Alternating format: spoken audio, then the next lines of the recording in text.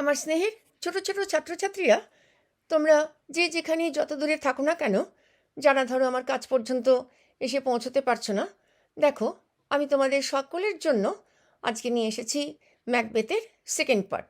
এর আগের দিন আমি ফার্স্ট পার্ট পড়িয়েছি। ওপরের আই বাটনে আমি তার লিঙ্ক দিয়ে দিচ্ছি, নিচে ডিসক্রিপশন বক্সেও তার লিঙ্ক দেওয়া থাকছে।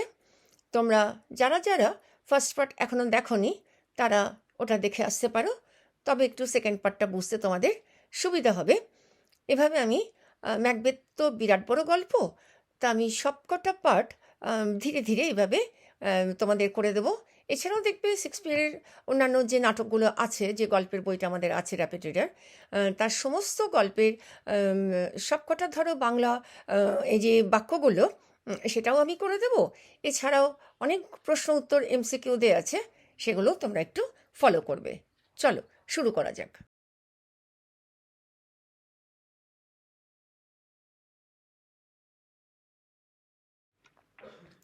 এখানে দেখো ইনভারনেস। ইনভারনেস ম্যাকবেথের ছোট্ট দুর্গ। The castle of Macbeth was presently situated on a hill. তাহলে ম্যাকবেথের দুর্গের নাম কি? ইনভারনেস। সেটা একটা মনোরম ছোট্ট পাহাড়ের ওপর অবস্থিত ছিল। And the air about it was sweet and wholesome. Wholesome মানে কি? স্বাস্থ্যকর। এখানকার চতুর্দিকের বাতাস ছিল ভীষণ সুন্দর, উপকারী এবং স্বাস্থ্যকর। The nest that the swallows and martlets. তাহলে সোয়ালো আর মার্লেট দুটোই হচ্ছে গ্রীষ্মকালীন পাখি, বিদেশের পাখি। Had built under all the jutting friezes. তাহলে কি হচ্ছে? জাটিং শব্দের অর্থ কি? সামনের দিকে, রাজপ্রাসাদের সামনের দিকে প্রসারিত অংশ। আর ফ্রিজেস হচ্ছে ছাদের একটু কারুকার্য বা কোনো রকম নকশা বা ডিজাইন করা আছে সেই জায়গাটা। অ্যান্ড বাট্রেসেস। বাট্রেসেস বলতে কি বোঝাচ্ছে? স্তম্ভ of the building. তাহলে air about it was sweet and wholesome. The nest that was swallows and martlets had built under all the jutting fridges and buttress of the building. তাহলে প্রাসাদের প্রত্যেকটা কারুকার্য করা খিলান বা স্তম্ভে কি ছিল? সোয়ালো বা মার্লেট পাখির বাসা ছিল।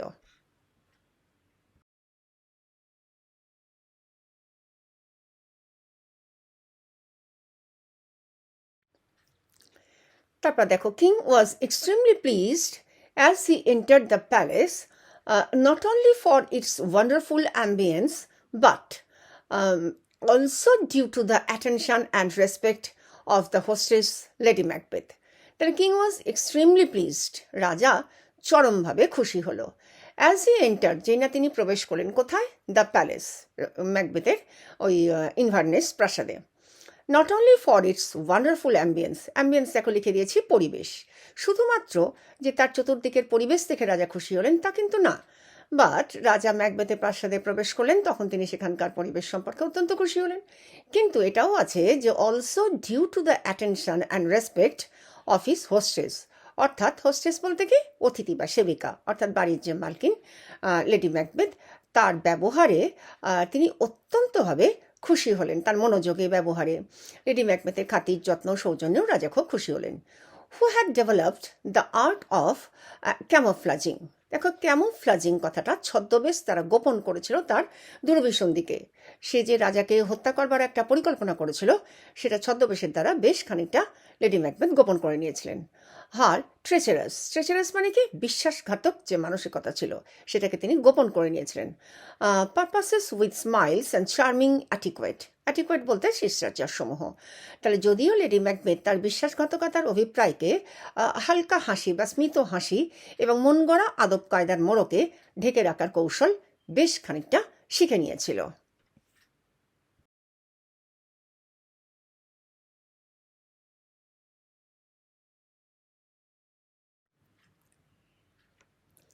তারপর দেখো, tired on his long journey. প্রচণ্ডভাবে টায়ার্ড, ক্লান্ত হয়ে পড়লেন। The king went early to bed. তাহলে দীর্ঘ পদযাত্রার ক্লান্তিতে রাজা তাড়াতাড়ি শুয়ে পড়লেন। It was middle of the night. তখন মধ্যরাত্রি। Now over half the world's nature seemed dead.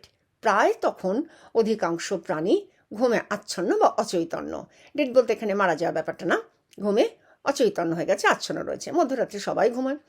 And the wicket, দুষ্ট বা ক্ষতিকারক যে ড্রিমস বা অ্যাবিউজ ক্ষতি করছে, তাহলে দুঃস্বপ্নগুলো ক্ষতি করছে স্লিপিং ম্যানস মাইন্ডস, যারা ঘুমিয়ে রয়েছে সেই সমস্ত ঘুমন্ত মানুষের মনগুলোকে ভয়ঙ্কর ভয়ঙ্কর দুঃস্বপ্ন অনেক সময় ক্ষতিগ্রস্ত করে তুলছে। And none but the wolf and or the murderer is out of haunt, তাহলে খুনি বা নেকড়েরা তাদের শিকারের খোঁজে বেরিয়ে পড়েছে। This was the time when Lady Macbeth woke up to plot দেখো conspire বা চক্রান্ত করা, the murder of the king, তাহলে this was the time, এটাই হচ্ছে সেই সময়, when Lady Macbeth woke up, যখন Lady Macbeth জেগে উঠলেন, to plot চক্রান্ত করার জন্য। কিসের চক্রান্ত? the murder of the king, রাজা ডানকানকে হত্যা করার একটা চক্রান্ত করার জন্য। তার ঠিক সেই সময় লেডি ম্যাকবেথ জেগে উঠল রাজাকে একটুখানি হত্যার পরিকল্পনা বা চক্রান্ত করার জন্য।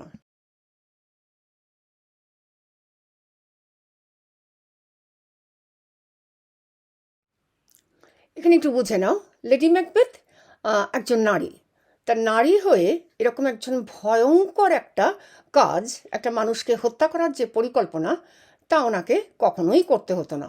কারণ কেন করলেন তিনি? না, তিনি জানতেন যে তার স্বামীর যে হৃদয়টা, সেটা দয়া, মায়া, স্নেহ প্রভৃতি বিভিন্ন মানবিক গুণে একদম সম্পূর্ণ পরিপূর্ণ। ম্যাকবেথ বড্ড ভালো মানুষ ছিলেন।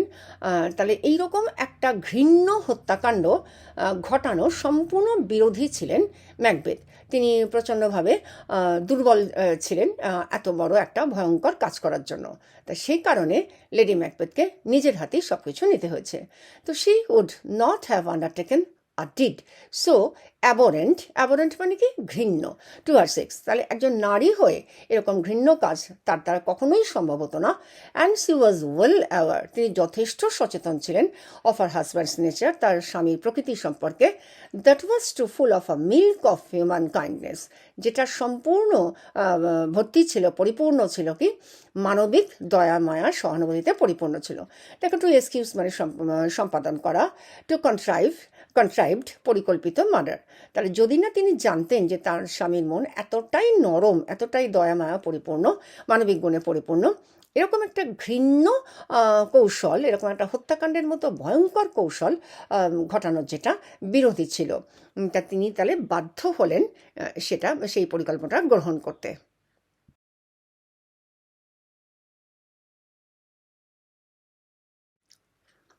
এখানে দেখো, she armed with a dagger she approached, so armed with a dagger she approached, তাহলে হাতে একটা ড্যাগার বা ছুরি নিয়ে অ্যাপ্রোচড কাছাকাছি পৌঁছলো। কোথায়? দ্য কিংস চেম্বার, রাজা যে ঘরে ঘুমিয়েছিলেন সেই ঘরে। তাহলে হাতে একটা ছুরি নিয়ে তিনি রাজার ঘরের কাছে পৌঁছালেন। there she found Duncan in sound sleep মানে গভীর ঘুম। গভীর ঘুমে রাজা ডানকান আচ্ছন্ন ছিলেন। and as she viewed his earnestly, যত ঐকান্তিকভাবে তিনি খুব কাছাকাছি গিয়ে রাজার মুখের দিকে তাকালেন, there was something in his face which resembled her own father, তাহলে resembled মানে একই রকম দেখতে।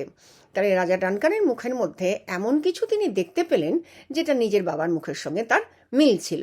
Thus she had not to resolution to produce further, এরপর আর এগিয়ে যাওয়ার মতো দৃঢ় সংকল্প, রেজলিউশন মানে কি? দেখো পাশে লিখে দিয়েছি, দৃঢ় সংকল্প তার মধ্যে আর রইল না। তিনি একটু ভেঙে পড়লেন। কেন? রাজা ডানকানকে নিজের বাবার সঙ্গে তিনি মিল খুঁজে পেলেন।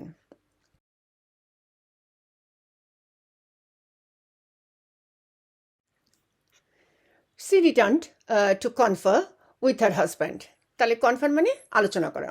She returned, লেডি ম্যাকবেথ ফিরে এলেন আলোচনা করার জন্য। কার সাথে? উইথ হার হাজব্যান্ড, তার স্বামীর সাথে। He thought there were strong reason against the murder, Macbeth তখন চিন্তা করলেন কি?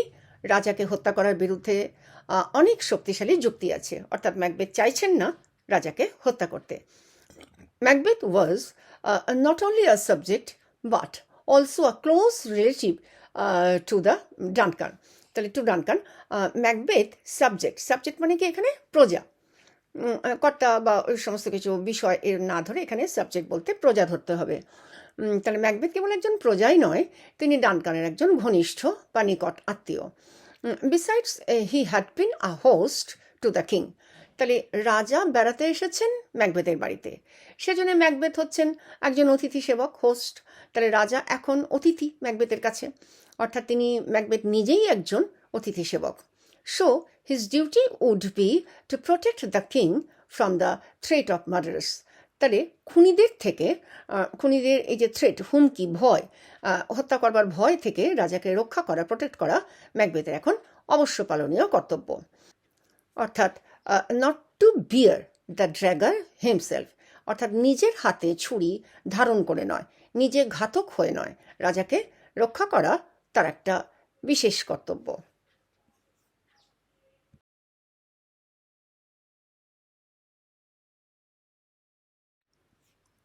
He also thought how just and benevolent, benevolent দেখো লিখে দিয়েছি হিতৈষী, a king was Duncan। তাহলে তিনি আরও ভাবলেন, ম্যাকবেথ আরও ভাবলেন কি, রাজা কতটা ন্যায়পরায়ণ, কতটা হিতৈষী রাজা ডানকান সকলের প্রতি। How clear of offence to his subject, তিনি সাবজেক্ট বলতে আবার প্রজা, প্রজাদের কাছে তিনি কতটা অপরাধমুক্ত।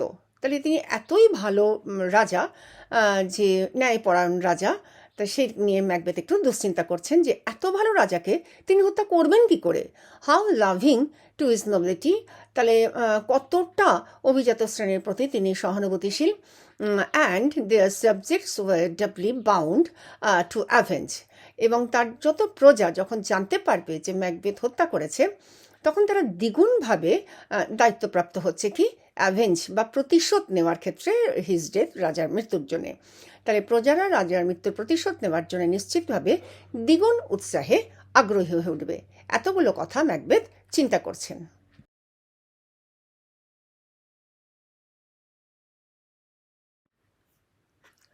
Moreover by the favours of the king, তাহলে মোরওভার কি, এটা সত্ত্বেও রাজার প্রতি আনুকূল্য, রাজা যে সবাইকে দয়া দাক্ষিণ্য করছে, Macbeth stood in the high, Macbeth stood high in the opinion of all sorts of men।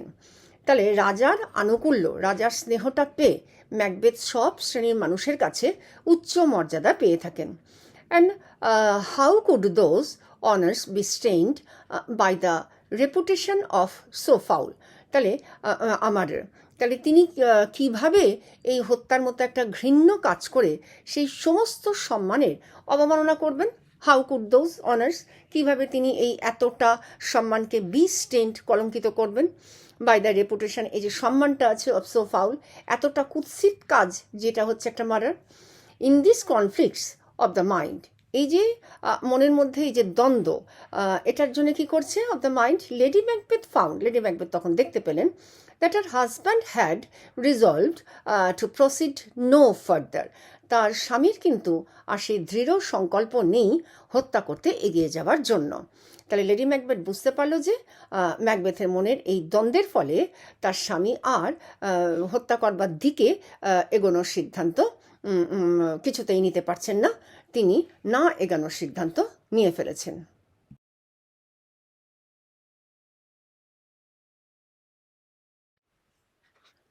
But she was a woman not easily shaken from her evil purpose। তাহলে লেডি ম্যাকবেথ এমন একজন মহিলা যিনি তার অসৎ উদ্দেশ্য থেকে সহজে সরে আসার মতো ছিলেন না। She began to pour in at his ears words which infused a portion of her own spirit। দেখো, স্পিরিট বলতে লিখে দিয়েছি সাহস, ইনফিউজড বলতে লিখে দিয়েছি পূর্ণ করা, ইন্টু হিজ মাইন্ড। তাহলে স্বামীর কানে এমনভাবে মন্ত্রণা দিতে থাকলেন, এমনভাবে মন্ত্রণা ঢালতে থাকলেন যাতে তিনি নিজের মনের কথা ম্যাকবেথের মাথায় ঢুকে যায়, তাতে তিনি মানে ম্যাকবেথকে বোঝাতে পারেন। তাহলে she began to pour at his ears words which infused a portion of her own spirit into his mind. His বলতে ম্যাকবেথের মনে যাতে তিনি তার নিজের দুরভিসন্ধিটা প্রবেশ করিয়ে দিতে পারেন। অ্যাসাইনিং রিজন আপন রিজন, তাহলে তিনি প্রতিষ্ঠা করলেন যুক্তির পর যুক্তি। Why he should not shrink তিনি কেন সরে আসতে পারবেন না ফ্রম দ্য রেজলিউশন, দৃঢ় সংকল্প থেকে হি হ্যাড আর্লিয়ার আন্ডারটেকেন, যেটা তিনি আগে থেকে গ্রহণ করে নিয়েছেন। তাহলে তিনি যুক্তির পর যুক্তি প্রযুক্তি সাজিয়ে তিনি বোঝালেন কি, যে কাজের শপথ তিনি নিয়েছিলেন ম্যাকবেথ সেখান থেকে সরে আসা তার কখনোই উচিত নয়। And how the action of one night would give their all the coming days and nights to come sovereign power and reality. তাহলে এক রাতের একটা কাজ, সামান্য একটা কাজ, তাহলে তিনি কিভাবে এক রাতের একটা কাজ তাদের ভবিষ্যতের দিনগুলির জন্য সার্বভৌম ক্ষমতা, তাদেরকে রাজসুখ এনে দেবে, অর্থাৎ রাজাকে মারার পর সিংহাসনে বসার পর রাজসুখ তারা ভোগ করবে। তাই সেই চিন্তাভাবনাটাই তিনি ম্যাকবেথের মাথার মধ্যে প্রবেশ করাতে চেষ্টা করলেন।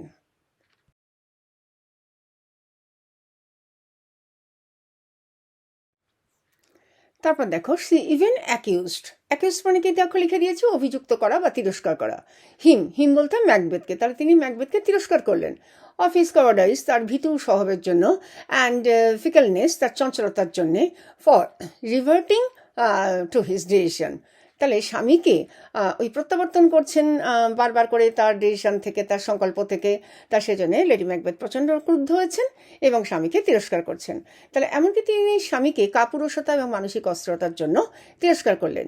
She also told him how practicable, কতটা সহজসাধ্য হওয়ার দরকার, it would be to lay the guilt of the deed on the drunken grooms who were sleeping in the king's chamber.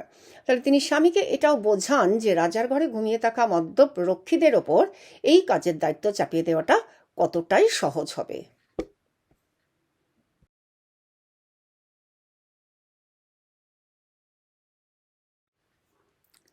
So Macbeth took the dagger in his hand and softly stole in the dark to the room where Duncan slept.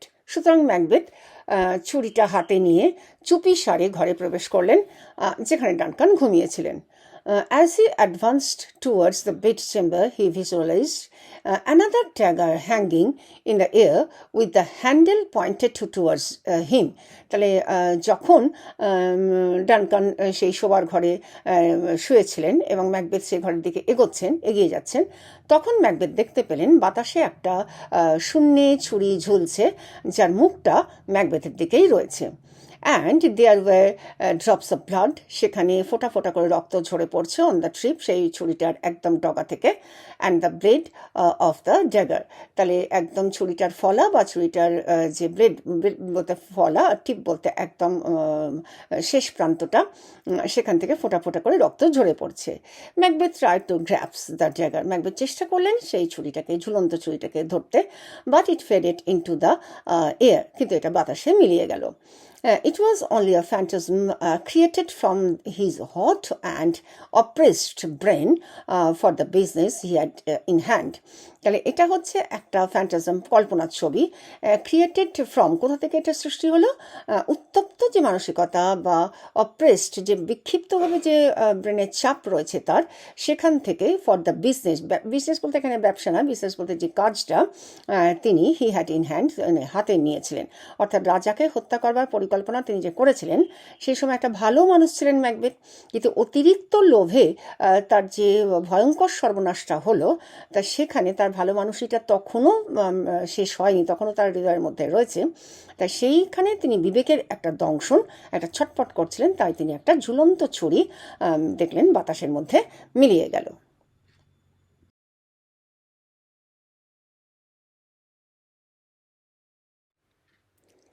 Overcoming this fear, Macbeth entered Duncan's room and slew the helpless king with one stroke of the dagger. তাহলে overcoming this fear, ম্যাকবেথের মনে যে বিভিন্ন রকমের দ্বন্দ্ব চলছিল, যে ভয় চলছিল, সেগুলোকে সমস্ত জয় করে Macbeth entered Duncan's room, Macbeth তো ডানকানের ঘরের মধ্যে প্রবেশ করলেন, অ্যান্ড স্লিউ, খুন করলেন, দ্য হেল্পলেস কিং, অসহায় রাজাকে, with one stroke of the dagger, ছুরিটার এক ঘায়।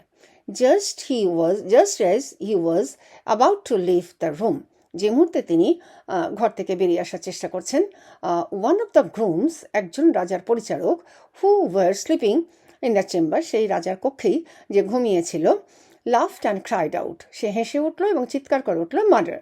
For which both of them, আর একজন অর্থাৎ দুজনেই তারা জেগে উঠল, ওক আপ, জেগে উঠল। And then one of them said, তাদের মধ্যে একজন বলে উঠল, গড ব্লেস আস, ঈশ্বর আমাদের রক্ষা করুক। And the other responded, amen, তাই হোক, আমেন বলতে তাই হোক। And slipped and went to sleep, তাহলে ওয়েন্ট অফ টু স্লিপ, এবং তারা আবার ঘুমিয়ে পড়ল। তাহলে ঘর থেকে যেই ম্যাকবেথ বেরিয়ে আসতে যাবে, ঘুমন্ত এক রক্ষী জোরে হেসে উঠল, বলল, খুন। এতে বাকি দুজনে জেগে উঠল এবং অন্যজন বলে উঠল, ঈশ্বর আমাদের আশীর্বাদ করুন। অপরজন আবার উত্তরে বলল, আমিন, বলে আবার ঘুমিয়ে পড়ল।